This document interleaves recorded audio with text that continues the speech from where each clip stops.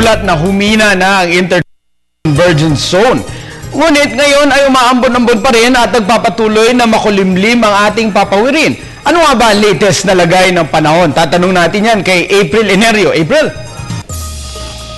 Maya sasagutin ko yan, pero sa ngayon kasi isang panibagong sama ng panahon na ang binabantayan ng Pag-asa ngayong araw. Alas 4 ng hapon, namataan ang low pressure area sa layong 360 kilometers southeast ng General Santos City. Inaasahan itong magdadala ng moderate to heavy rains at thunderstorms sa mga rehiyon ng Caraga, Davao at Sorsogon. Kaya't paalala po sa ating mga kababayan sa mga nabanggit na rehiyon na maging handa sa posibilidad na pagbaha at landslides. Ang natitirang bahagi naman ng Mindanao ay makakaranas pa rin ng mahina hanggang katamtamang pagulan o pagkidlat, pagkulog.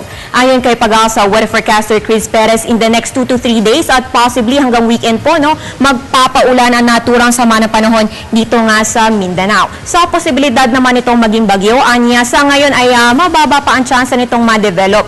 Ngunit pagdating po nito sa Sulusi ay posibilidad nitong maging bagyo at sakaling ang ma-develop ang naturang sama ng panahon, tatawagin itong bagyong Krising. Samantala, umiiral pa rin ang northeast monsoon dito sa Luzon at Visayas. Kaya sa lagay ng panahon ngayon hanggang bukas, ang Eastern Visayas, Bicol Region, Cagayan Valley at mga probinsya ng Aurora at Quezon ay makakaranas pa rin ng mahihinang pag-ulan. At dito sa Metro Manila at natitirang bahagi ng bansa ay makakaranas pa rin ng mga brief light rain. So, yan po, Attorney Mark, yung mga pag-ulan natin ay dulot lamang ng northeast monsoon. At kaugnay pa nga nito, inilabas na Pag-asa ang ikasandaan at isang gale warning ngayong araw. Inaasahan po ang strong to gale force winds at maalon hanggang sa napakaalong karagatan sa northern at eastern seaboards ng northern Luzon, sa eastern seaboards ng central at southern Luzon, at kasama po dyan ng Visayas, sa western seaboards ng northern Luzon at sa southern seaboards ng southern Luzon.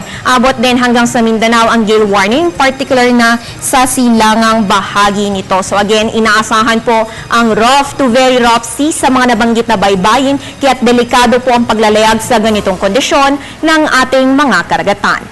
Sa iba pang balita, naglabas ng heavy rainfall orange advisory ang Pag-asa kaninang alas 2:30 ng hapon.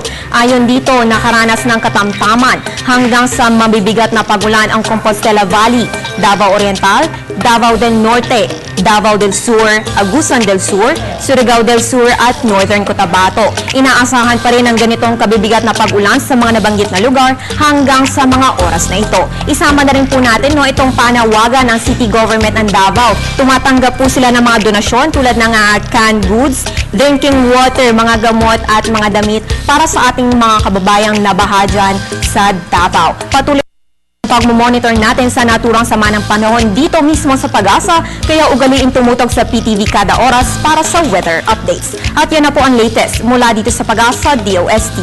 Para sa Telebisyon ng Bayan, April Enerio.